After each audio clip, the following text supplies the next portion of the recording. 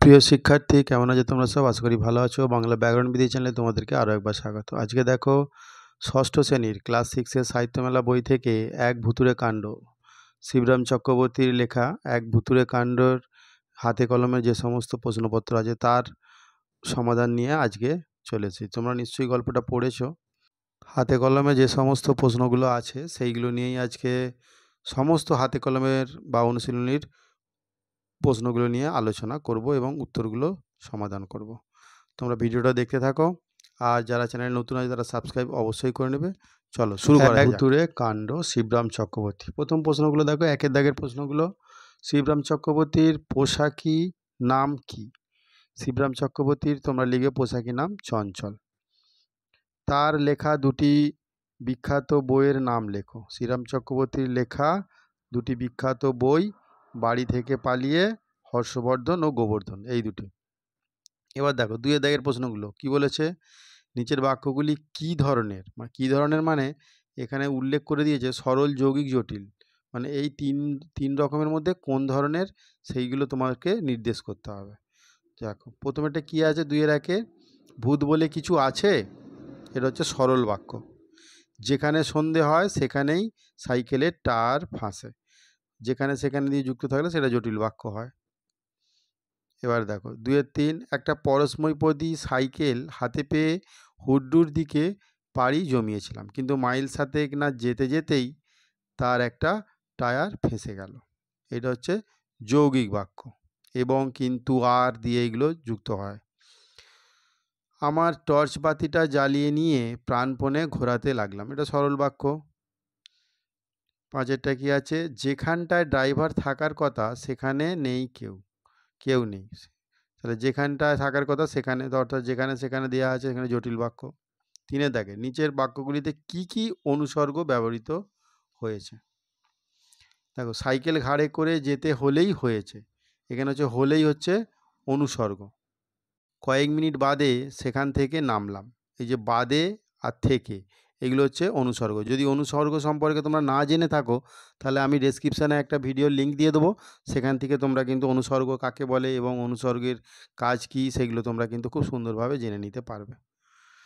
তার চেয়ে বাঘের পেটের মধ্যে গিয়ে স্বর্গে যাওয়া ঢের শর্টকাট। মধ্যে, চেয়ে, দিয়ে এগুলো হচ্ছে সব অনুসর্গ। আপনা থেকেই আমার মুখ দিয়ে বেরিয়ে গেল, থেকেই আর দিয়েই হচ্ছে অনুসর্গ। চারের দাগের কী আছে, নিচের বাক্যগুলিকে কর্তাখণ্ডে ও ক্রিয়াখণ্ডে ভাগ করো। তোমরা এর আগে করেছো যে উদ্দেশ্য আর বিধেয় সেই রকম টাইপেরই, ক্রিয়া অংশটাকে সেটাকে ক্রিয়াখণ্ড বলছে, আর কর্তা অংশটাকে কর্তাখণ্ড বলছে। আস্তে আস্তে গাড়িটা আমার সামনে এসে পড়লো। কটা বাক্য আছে, তাহলে দরজার হ্যান্ডেল ঘুরিয়ে ঢুকে পড়লাম ভেতরে, চিরদিনই আমি আশাবাদী, এগিয়ে এসে বললেন ভদ্রলোক। এখানে দেখো কর্তাখণ্ড, গাড়িটা এসে পড়লো, আর ক্রিয়াখণ্ড হচ্ছে এসে পড়লো। আর এখানে যেহেতু ঢুকে পড়লাম, এই যে ক্রিয়াটা আমিটা উজ্জ্ব আছে, কিন্তু আমি এখানে কর্তাখণ্ড হবে, আর ঢুকে পড়লাম ক্রিয়া। আমি ছিলাম, এটা হচ্ছে আমি হচ্ছে কর্তাখণ্ড, আর ছিলাম হচ্ছে ক্রিয়াখণ্ড। ভদ্রলোক বললেন, ভদ্রলোক হচ্ছে কর্তাখণ্ড আর বললেন হচ্ছে ক্রিয়াখণ্ড। নিচের বাক্যগুলির মধ্যে থেকে সন্ধিবদ্ধ শব্দ বেছে নিয়ে সন্ধি বিচ্ছেদ করো। কিন্তু গাড়িটা থামবার কোনো লক্ষণ নেই, এখানে কিন্তু হচ্ছে সন্ধিবদ্ধ পদ। এটাকে সন্ধি বিচ্ছেদ করলে কী হবে, কিম যুক্ত তু, কিন্তু। আমার পাশ কাটিয়ে যাবার দুর্লক্ষণ দেখে আমি মরিয়া হয়ে উঠলাম। এখানে দুর্লক্ষণ হচ্ছে সন্ধিবদ্ধ শব্দ, দুর্লক্ষণ, দু যুক্ত লক্ষণ, বিসর্গ সন্ধি। শেষ পর্যন্ত এখানেতে সন্ধিবদ্ধ শব্দ, পর্যন্ত হচ্ছে সন্ধিবিচ্ছেদ, পরিযুক্ত অন্ত, পর্যন্ত।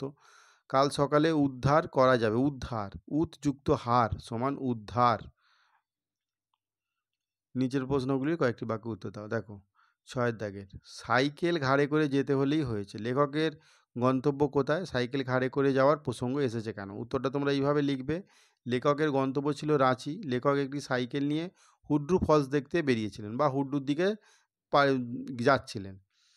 পথে তার সাইকেলের টায়ার ফেঁসে গেল, তখন তিনি কিভাবে ফিরবেন সেটাই বুঝতে পারছিলেন না। এমতো অবস্থায় যদি তাকে সাইকেল ঘাড়ে করে নিয়ে ফিরতে হয় তবে দারুণ সমস্যায় পড়তে হবে বা মুশকিলে পড়তে হবে। এই প্রসঙ্গেই কথাটি এসেছে। যেখানে বাঘের ভয় সেখানেই সন্ধে হয়। প্রবাদটির মর্মার্থটা কী? মর্মার্থ মানে এর আসল অর্থটা কী, এর ভেতরের যে অর্থ সেইটা। একই ভাব বোঝাতে তুমি আরেকটি প্রবাদ উল্লেখ করতে পারো। দেখো, যেখানে বিপদের আশঙ্কা করা হয় সেইখানেই বিপদটা ঘটে, এইটাই হচ্ছে এর মর্মার্থ। এরকম আরেকটি প্রবাদ হলো, ঘরে ভূত বাইরে সাপ, মানে যেদিকেই যাবে সেদিকেই বিপদ।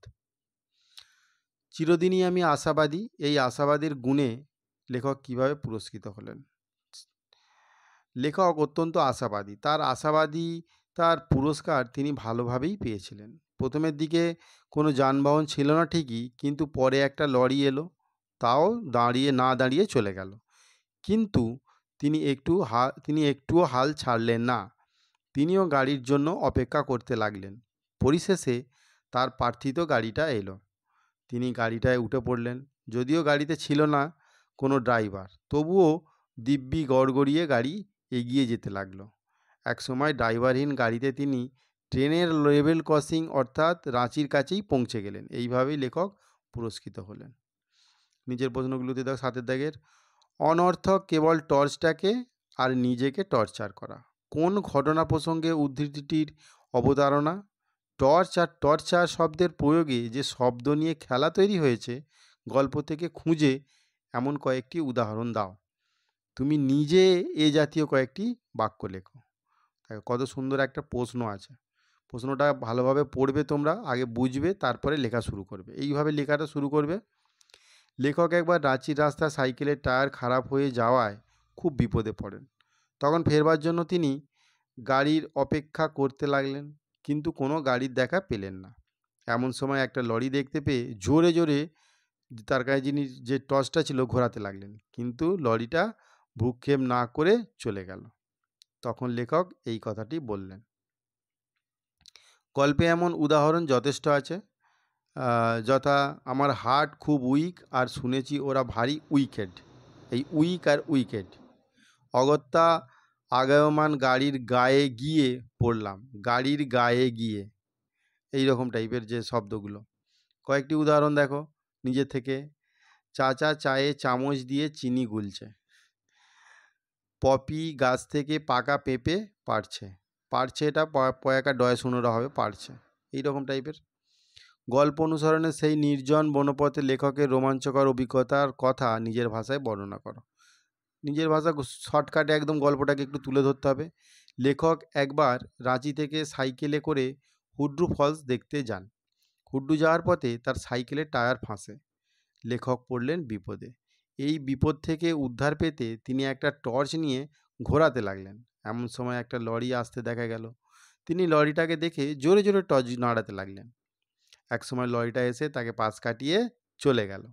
তিনি তখন টর্চ নাড়ানো বন্ধ রাখলেন। এক সময় আবার একটা গাড়ির আলো দেখতে পেলেন। এবার একটা বেবি অস্টিন দেখে তাতে উঠে পড়লেন। গাড়িতে ওঠার পর তিনি খেয়াল করলেন সেই গাড়িটাতে, মানে অস্টিনটাতে, কোনো চালক নেই, কিন্তু খুব ধীরে ধীরে চলতে লাগলো।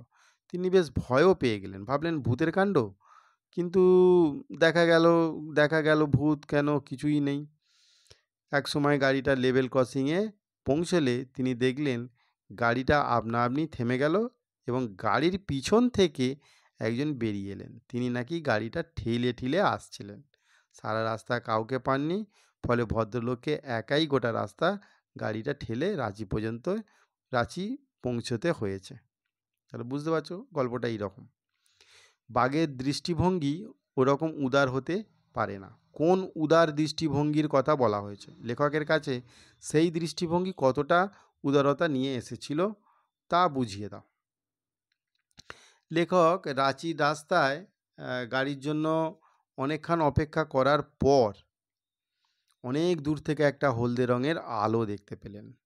প্রথমে লেখক ভাবলেন বুঝি বাঘ, পরে বুঝলেন যে বাঘ নয়, কারণ বাঘের দৃষ্টি অনেক ক্রূর ও হিংস্রতা হয়, কিন্তু এই হলুদ আলোটা তেমন নয়, বরং যেন একটু উদারতময়। হ্যাঁ, লেখকের দেখা সেই হলুদ উদারতময় দৃষ্টিভঙ্গি একটি বেবি অস্টিন গাড়ির আলো, কিন্তু সেই গাড়িটিও লেখকের প্রতি কোনো উদারতা দেখালো না, সেও চলে গেল। অর্থাৎ তার দৃষ্টিভঙ্গি মোটেই উদার ছিল না। এই হয়তো সশরীরে রাঁচি ফেরার শেষ সুযোগ। কোন সুযোগের কথা বলা হয়েছে, লেখক কিভাবে সেই সুযোগকে কাজে লাগালেন, এইভাবে লিখবে। লেখক অনেকক্ষণ গাড়ির জন্য অপেক্ষা করেও কোনো গাড়ির দেখা পেলেন না। প্রথমে একটা লরি এলো, তা দাঁড়ালো না। অনেক পরে তিনি একটা বেবি অস্টিন দেখতে পেলেন। তিনি ভাবলেন যেমন করেই হোক গাড়িটাতে উঠতে হবে। অস্টিনটা মোটেই দাঁড়ালো না। তখন লেখক ভাবলেন হয়তো রাঁচি ফেরার এটাই শেষ সুযোগ। লেখক যখন দেখলেন অস্টিনটা তার জন্য অপেক্ষা করলো না, তিনি বিন্দুমাত্র ঘাবড়ালেন না। তিনি লাফিয়ে গাড়িতে উঠে পড়লেন। লেখক এইভাবে তার কাছে আসা সুযোগ কাজে লাগালেন। আমি হাঁ করে তাকিয়ে থাকলাম। লেখক কেন তার কথা অসমাপ্ত রেখে হাঁ করে তাকিয়ে রইলেন? না, লেখক রাঁচির রাস্তায় বেবি অস্টিন গাড়ি পেয়ে তাতে উঠে পড়লেন। গাড়ি উঠে নিজের গন্তব্যস্থলের কথা বলতে গিয়ে, যে আমাকে এই জায়গায় নামিয়ে দেবেন, এরকম একটা কথা বলতে গিয়ে বিস্ময়ে ভয়ে হতভম্ব হয়ে গেলেন। ড্রাইভারের সিটে কেউ নেই, কিন্তু গাড়ি চলতেইছে। তিনি তখন রীতিমতো বিস্মিত হলেন এবং সন্ত্রস্ত হয়ে পড়লেন। ভাবলেন নির্ঘাত ভূতের গাড়িতে উঠে পড়েছেন। তার কথা বন্ধ হয়ে গেল। তিনি হাঁ করে তাকিয়ে রইলেন। ব্যাপারটা এরকম ঘটেছিল। বেড্রাইভার গাড়ি যেমন চলছিল তেমনই চলতে লাগলো। বেড্রাইভার গাড়ি চলার প্রকৃত কারণটি কীভাবে গল্পে উন্মোচিত হলো? দেখো, একটা জিনিস লক্ষ্য করে প্রত্যেকটা প্রশ্নেরই কিন্তু ওই একটা জিনিসের উপরই ফোকাস করা হয়েছে। লেখক রাঁচির রাস্তায় কোনো গাড়ি না পেয়ে একটা বেবি অস্টিন দেখতে পেয়ে তাতে উঠে পড়লেন, কিন্তু বেবি অস্টিনটাতে কোনো ড্রাইভার ছিল না। গাড়ি আপনা আপনি চলতে লাগলো। লেখক দারুণ ভয় পেয়ে গেলেন। ভাবলেন বুঝি ভূত। তিনি ভয়ে কোনো কথা বলতে পারলেন না। শেষ পর্যন্ত কোনো কিছুই নির্ণয় করতে না পেরে গাড়িতে চুপ করে বসে রইলেন। এক সময় গাড়িটা লেভেল ক্রসিংয়ে পৌঁছালো। লেখক ভাবলেন বুঝি ভূতরা তাকে নিয়ে ট্রেনে তলায় চাপা দেওয়ার জন্য যাচ্ছে। তিনি বাঁচবার জন্য লাফিয়ে গাড়ি থেকে নামলেন। রাত্রির নিঃশব্দ অন্ধকার ভেদ করে একটা ট্রেন চলে গেল। লেখকের তখন হুঁশ ফিরে এলো। তিনি দেখলেন যে পাশের গাড়িটা দাঁড়িয়ে আছে। এইভাবে মোটরটা টিকে থাকার যখন তার কাছে চূড়ান্ত রহস্যজনক বলে মনে হচ্ছিল, এমন সময় একজন চশমা লাগানো লোক মোটরের পিছন থেকে বা গাড়ির পিছন থেকে বেরিয়ে এলো। ভদ্রলোক লেখককে জানালেন যে তিনি 8 মাইল দূর থেকে গাড়িটা ঠেলতে ঠেলতে আসছেন। পথে কোনো মানুষ পাননি যার কাছে সাহায্য পাওয়া যায়। তখন তিনি লেখককে গাড়ি ঠেলবার অনুরোধ করলেন। এইভাবে লেখকের কাছে বেড্রাইভার গাড়ি চলার প্রকৃত কারণ উন্মোচিত হলো। বুঝতে পেরেছ? এবারও আমার আলস্যই জয়ী হলো শেষটায়। গল্প অনুসরণে লেখকের উৎকণ্ঠা, আলস্য, কর্মতৎপরতার দৃষ্টান্ত দেখাও। লেখক বেবি অস্টিনটার দেখা পেয়ে খুব উৎফুল্ল হলেন, কারণ লেখকের কাছে সেই সময় একটি যানবাহন পাওয়া আবশ্যক ছিল। তিনি গাড়িতে উঠে নিজের গন্তব্যস্থলের কথা বলতে গিয়ে অবাক হয়ে গেলেন, কারণ ড্রাইভারের সিটে কেউ নেই, অথচ গাড়ি চলছে। লেখক ভয়ে উৎকণ্ঠায় একেবারে ঘেমে উঠেছিলেন। তিনি ভূত ভূত আওড়ালেন, কিন্তু কেউ তার কথায় কর্ণপাত করল না। বেড্রাইভার গাড়ি একইভাবে চলতে লাগলো। ড্রাইভার নেই, ইঞ্জিনও চলছে না, অথচ আস্তে আস্তে গাড়ি চলতে লাগলো। লেখক ভাবলেন যে ঠিক পথ দিয়ে যখন গাড়ি যাচ্ছেই, তখন হেঁটে যাওয়ার চেয়ে তা বেশি আরামদায়ক। লেখক একদিকে ভয়ে যেমন উৎকণ্ঠিত হয়ে পড়লেন, কিন্তু তিনি ছিলেন অলসপ্রিয়। তাই আলস্য তাকে সহজেই কাবু করে দেয়। অন্যবারের মতো এবারও আলস্যই জয়ী হলো। তিনি গাড়ি থেকে বেরোবার কোনো চেষ্টা না করে যেমন যাচ্ছিলেন তেমনি ভুতুড়ে গাড়িতে অবলম্বন করে যেতে লাগলেন। অর্থাৎ ভূতের ভয় অপেক্ষা আলস্যতাই জয়ী হলো। শেষ পর্যন্ত লেখক সেই বেবি অস্টিন থেকে বেরিয়ে এসেছিলেন কেন? এরপর তিনি কোন পরিস্থিতির মুখোমুখি? ভুতুড়ে গাড়িতে করে লেখক শেষ পর্যন্ত স্টেশনের কাছে পৌঁছালেন। লেভেল ক্রসিংয়ের মুখে পৌঁছে লেখকের হুঁশ হলো যে এক্ষুনি ট্রেন এসে পড়বে। তিনি ভাবলেন যে ভুতুড়ে গাড়ি বুঝি তাকে নিয়ে গাড়ি চাপা দিয়ে দেবে। তিনি ভয়ে ভয়ে বেবি অস্টিন থেকে বেরিয়ে এলেন। লেখক ভাবলেন ভুতুড়ে গাড়ি বুঝি ট্রেনের তলায় গিয়ে চুরমার হয়ে যাবে। কিন্তু শেষ অবধি গাড়িটা আস্ত থাকায় লেখক দারুণ অবাক হয়ে গেলেন। এমন সময় গাড়ির পিছন থেকে চশমা পরা এক ভদ্রলোক বেরিয়ে এলেন। তিনি জানালেন যে তিনি 8 মাইল দূর থেকে গাড়িটা ঠেলতে ঠেলতে আসছেন। এমন কাউকে পেলেন না যে তাকে সাহায্য করার। তিনি কাতর হয়ে লেখকের কাছেই সাহায্য প্রার্থনা করলেন। অর্থাৎ ভুতুড়ে গাড়ির ভয়ের সম্ভাবনা তার মন উৎকণ্ঠিত হয়ে উঠেছিল। শেষ অবধি সেই ভয় হাস্যকর এবং পরিস্থিতি তৈরি করলো, যা অভূতপূর্ণ এবং মজাদার বটে। তাহলে তোমরা এইভাবে প্রশ্নগুলো তোমরা পজ করে করে লিখে নিতে পারো। হ্যাঁ, এবং 8 এর দাগের যে এটা আছে, আ তোমার কোনো গা ছমছমে যদি কোনো ঘটনা থাকে তুমি সেটা নিয়ে লিখবে। এটা আমি ছেড়ে দিলাম, এটা তোমরা নিজেরাই করার চেষ্টা করবে। তাহলে আজকের পর্যন্ত এই ভিডিওটা এই পর্যন্ত থাক। যদি ভালো লেগে থাকে তাহলে একটু লাইক করে দিও। আর পরবর্তী ভিডিও যদি তোমরা কিছু পেতে চাও তাহলে আমাকে কমেন্ট করে জানিও। Thank you. ভালো থেকো